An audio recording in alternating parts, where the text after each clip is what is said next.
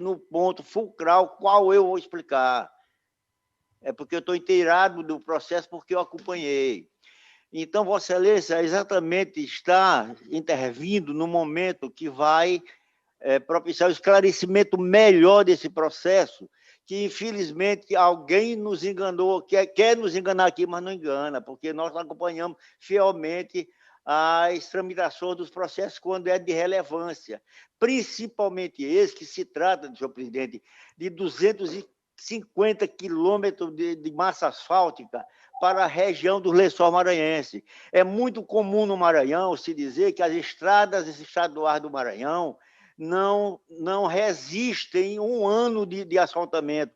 Por quê? Por causa exatamente da qualidade asfáltica que é aplicada nas rodovias, nas estradas do estado do Maranhão, e por ter jogadas, e infelizmente esse é o termo, jogadas extras que nós não nos cabe aqui analisar. Sobre esse processo, eu quero explicar, doutor Nava, tenho certeza que não sabe porque veio o advogado da empresa representante. Ele vai dizer do jeito que lhe convier, mas a verdade não é essa. E eu vou dissecar rapidamente, poucas pinceladas, este caso do judiciário. Foi impetrada aqui no Tribunal de Contas, essa é a primeira manifestação do Tribunal de Contas com referência a esse processo. Agora, no tribunal, ele entrou aqui no tribunal com uma representação e entrou na vara da Fazenda Pública, na 7ª vara, com uma ação anulatória. Essa ação anulatória, veja bem, doutor Ganava, veja bem, a juíza deu uma liminar nos termos seguintes, que eles não falam. Nem fala ele, nem o presidente, o secretário da Cinfra. Ela deu uma decisão liminar determinando a suspensão da licitação até julgamento de mérito. Portanto, ela não... Tanto é que, resignado, o representante da ação aqui no tribunal, a empresa, lá com advogado representante, recorreu. Se ela tivesse liberado o processo, ele não ia recorrer para o Tribunal de Justiça. Lógico que ele não ia recorrer. Ele está baseado numa decisão da juíza que deu uma liminar até julgamento do mérito, tem que esperar até julgar o mérito para poder dizer se cabe ou não a classificação da segunda empresa. A empresa vencedora foi vencedora lá na Cinfra por documental, inidôneo, não foi nem de valor, porque o valor não é o maior significado deste processo. Esse processo é aquele que contemplar melhor a sociedade, a população, e que menos prejuízo traga ao erário. Esse é o fundamental dessa licitação. Portanto, eles recorreram da decisão da juíza. Essa decisão da juíza foi um agravo. Essa decisão que foi agravada para o TJ foi para cair na mão do doutor Guerreiro Júnior, que deu uma liminar, primeiramente, acatando o pedido da empresa Incisa, que é a segunda empresa, que é a primeira empresa que ficou em segundo lugar, aliás, desclassificada por documento. Então, o doutor Guerreiro, enxergando que deu uma decisão, naturalmente, que não era a verdade dos fatos, reconsiderou. Aí está o cerne da questão. Ele reconsiderou sua própria decisão e mandou manter a decisão da Cinfra de desclassificar essa empresa que está demandando com a Incisa. Ele, o doutor Guerreiro. Então, no momento atual, agora, nesse instante, o que está valendo é essa decisão do doutor Guerreiro, porque, veja bem, que não foi explicado no gabinete de Vossa Excelência. O advogado da parte tem que vender o caminho dele. O que aconteceu? Ao reconsiderar a decisão dele, a empresa entrou com um mandado de segurança. Vejam bem, entrou com mandato de segurança este mandado de segurança contra a decisão do desembargador Guerreiro. Aí já foi do doutor Luiz Gonzaga. O doutor Luiz Gonzaga se encontrava de plantão e apreciou e derrubou a decisão segunda do Guerreiro. O que é que diz o artigo? O artigo,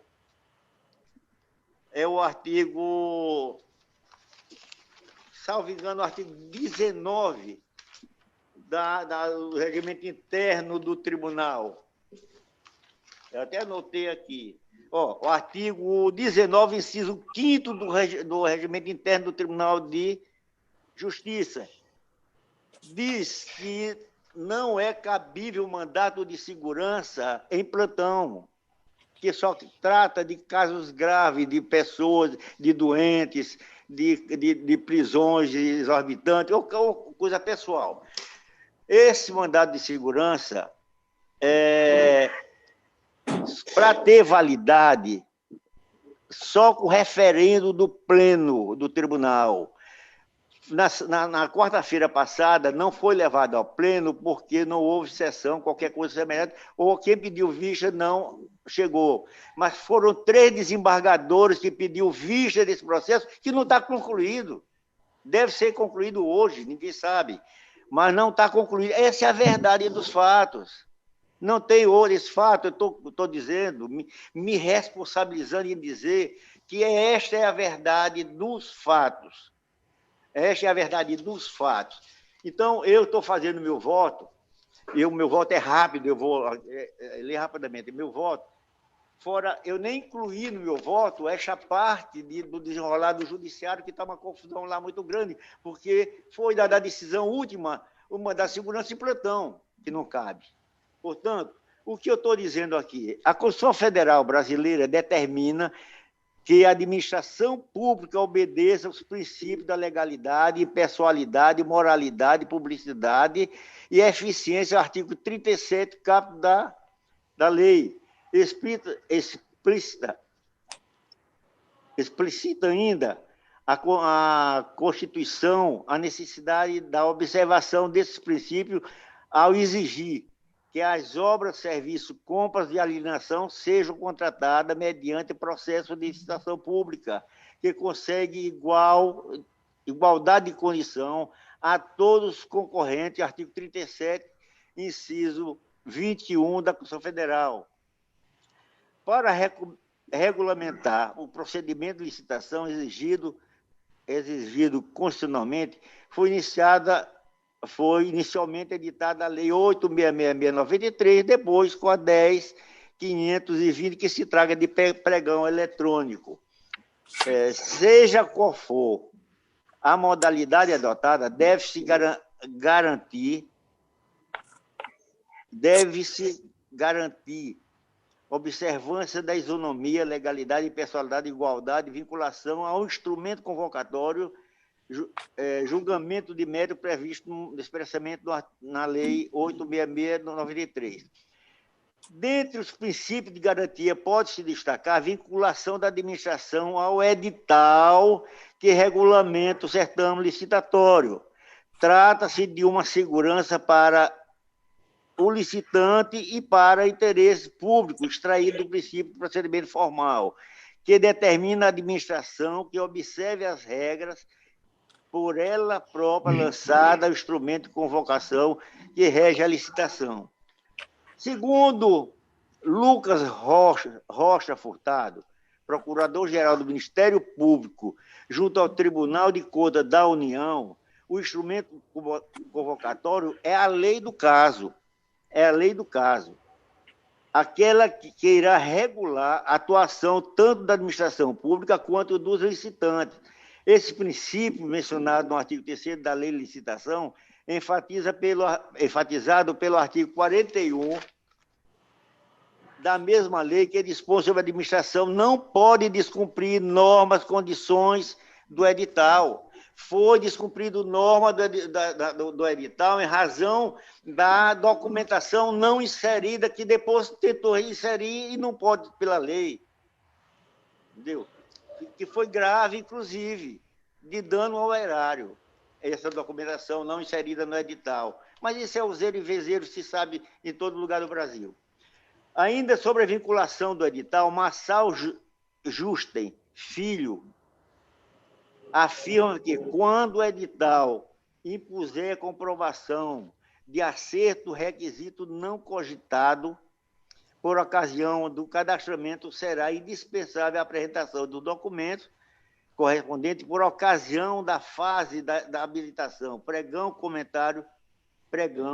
comentários à legislação do pregão comum e do eletrônico, quarta edição, página 305. Como exemplo de violação, o referido princípio, o referido autor cita ainda a apresentação de documento exigido em edital e ou em apresentação de documento em desconformidade com o edital, como documento enviado por fax, apresentando a apresentação originais posteriormente, os originais. Sobre o tema legal, igual, orientação pode ser encontrada no Tribunal Federal, Supremo Tribunal Federal, no Supremo Tribunal de Justiça, do Tribunal Regional da Primeira Região, no Tribunal de Contas da União, e eu coloquei aqui algumas emendas. Supremo Tribunal Federal, RCF, recurso de mandato de segurança 640, Distrito Federal.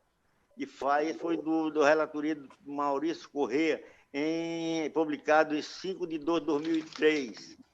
E ele diz ainda, impõe-se pelo princípio da vinculação ao instrumento convocatório e ao julgamento objetivo, a desclassificação do licitante que não observar a exigência prescrita no edital de concorrência, a observância ao princípio constitucional da preponderância da proposta mais vantajosa para o poder público.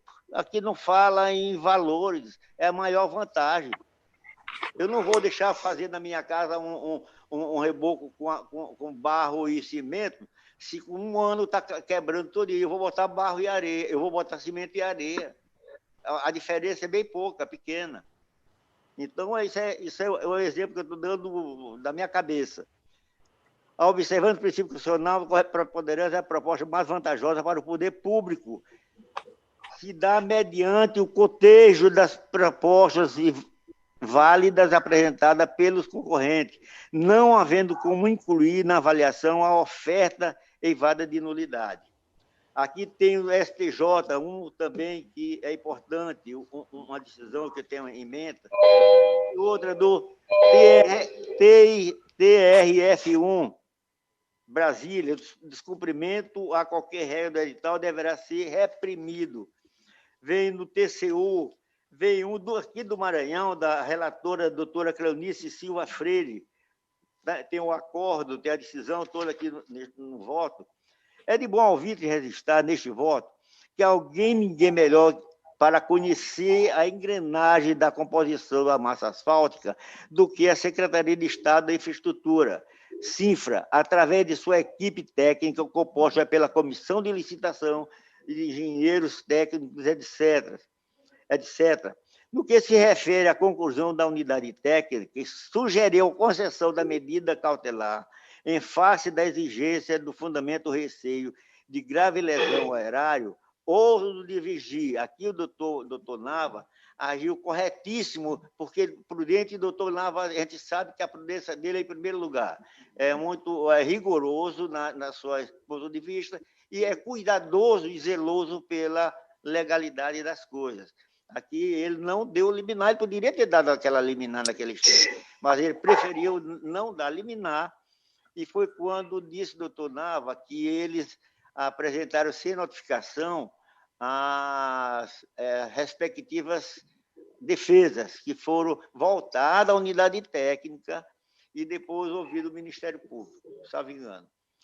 No que se refere à conclusão da unidade técnica, que sugeriu a medida cautelar em face da existência de fundado receio de lesão ao erário, ouso divergir em toto dessa conclusão, vez que, muito pelo contrário, suspendeu uma licitação sob o pálido argumento de fundado receio de grave lesão ao erário seria um contrassenso, porque lesão ao erário seria recepcionar documentação inidônea para habilitar ou desclassificar ou classificar, perdão, para habilitar ou classificar um licitante em um certame de tamanho importante para a política estadual da infraestrutura e para a sociedade. Senhor presidente, baseado nesses argumentos, porque eu acompanhei tanto este quanto o do judiciário, que deve estar sendo apreciado no referendo ou não, não tem decisão. Não tem decisão. Essa que o secretário da Infraestrutura mandou um título de defesa complementar, é uma balela porque ele se baseou nessa decisão liminar de suspender a licitação, que tinha que esperar até o mérito ser julgado. Então, essa aqui eu não posso engolir. Eu li aqui opção de coisa aqui, totalmente diferente da defesa dele. Totalmente diferente. Ele fez uma defesa corretíssima, analisada, e mandou uma defesa complementar. Está aí dizendo que está obedecendo ordem judicial. Não existe essa obediência à norma judicial. Isso é bem claro. A não ser se, nesse instante, está referendado pelo Tribunal de Justiça esse caso. Mas aqui, eu estou conhecendo da representação, em observância ao artigo 40 da Lei 8.258 de 2005, em juízo prelibatório, negar medida cautelar requerida por improcedência da denúncia. Improcedência da denúncia. Negar medida cautelar, visto que não se pode admitir que um determinado licitante que não cumpre o edital de licitação e, por isso, foi inabilitado ou desclassificado, venha buscar no TCE uma decisão favorável para voltar ao certame, quando ele mesmo não cumpre a lei, porque a ninguém é dado o direito de se beneficiar da própria torpeza, com superdâneo dos princípios da legalidade, estabelece que todos devem observar as leis da vinculação do instrumento convocatório, vez que o edital faz lei entre as partes licitantes de economicidade e de interesse público, com o consequente arquivamento dos autos, determinando a cifra para prosseguimento do certame licitatório até que tenha uma decisão realmente que dê a guarida à ação anterior que classificou a empresa, que eu não sei nem o nome, nem coloquei aqui meu voto do nome da outra empresa, que eu não conheço. Mas é pelo zelo que a gente fala muito das estradas do Maranhão, por essas coisas. Esse caso aqui, tem gente aqui envolvida naquela estrada fantasma. Eu vi na empresa, tudo está jogando na empresa tudinho. Naquela estrada velha, estrada fantasma. Senhor presidente, é meu voto. Senhor presidente. Sim, Ministério Público.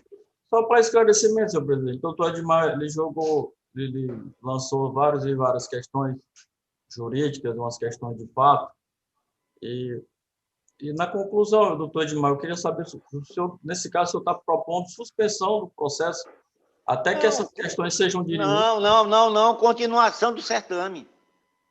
Não, eu estou aqui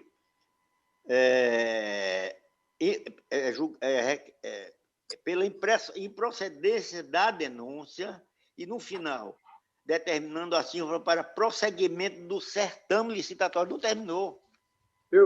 A presidência queria fazer uma pergunta para o relator, no caso, doutor Nava, viu? Que relatou a matéria, não foi isso, doutor Nava? Isso.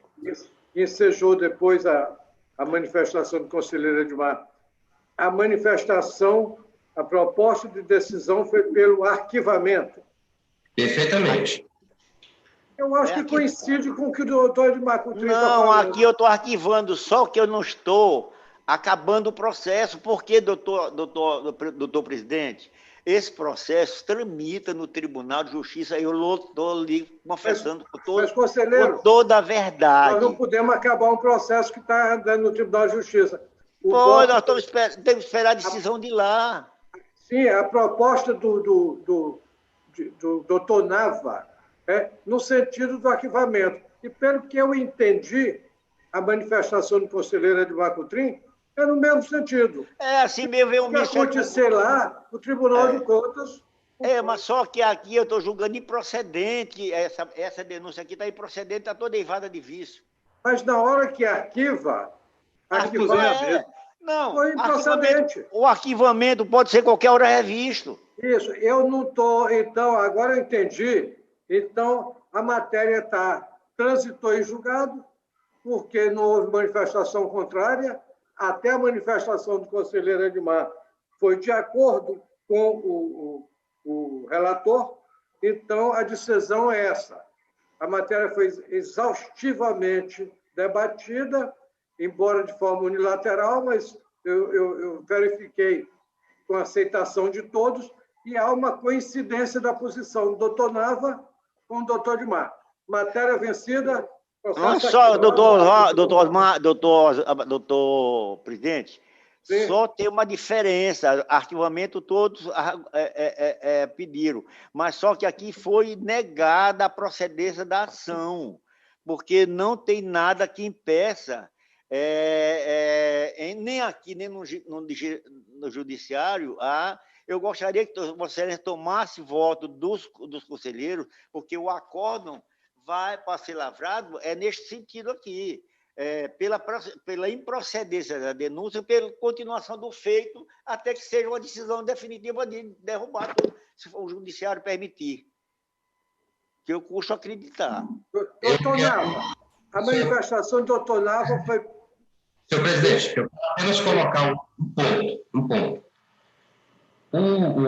O secretário mandou cópia do processo, do contrato, que já foi lavrado, já foi assinado, já foi expedido uma ordem de serviço para execução dos serviços. Existe o processo no Poder Judiciário, aí o Poder Judiciário pode anular esse contrato, mas, por enquanto, o processo da denúncia aqui, no meu entendimento, perdeu o objeto.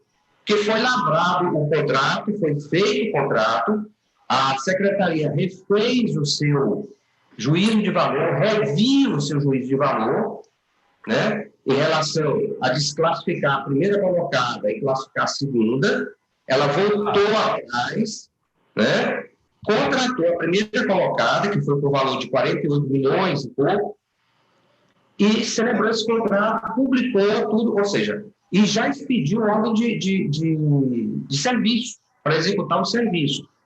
Existe, sim, reconhece, sim, que há um processo no Poder Judiciário que pode vir a anular esse contrato.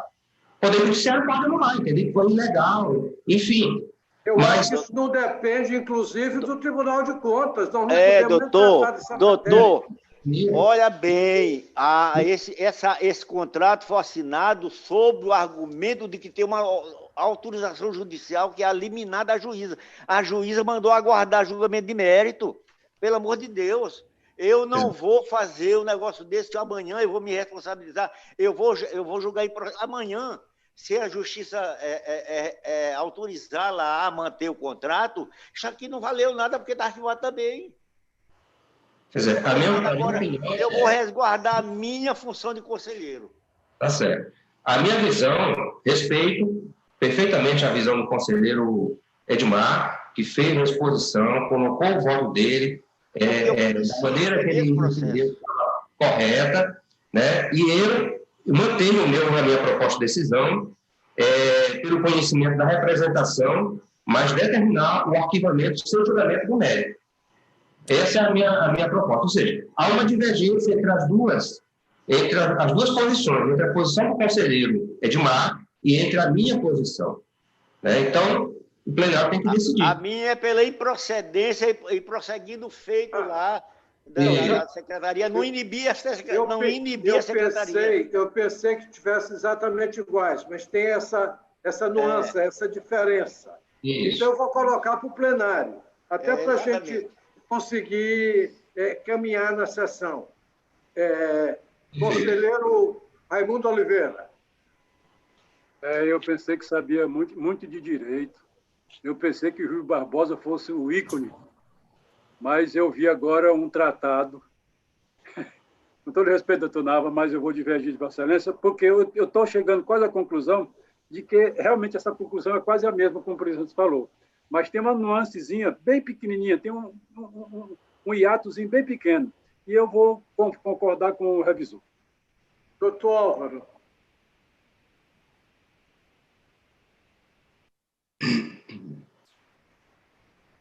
Com o revisor, então. Doutor Pavão.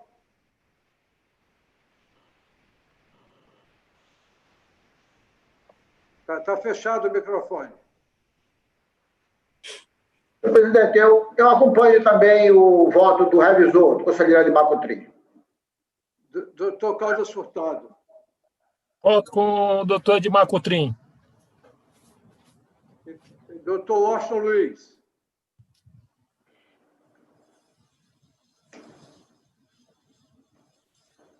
Doutor Washington. Voto com a maioria, já está definida aí, eu acompanho a maioria. Então, o voto do conselheiro Edmar Cotrim, o voto foi acolhido por unanimidade do plenário contra a proposta de decisão do conselheiro Nava. Vamos ao próximo processo, doutor. Senhor presidente,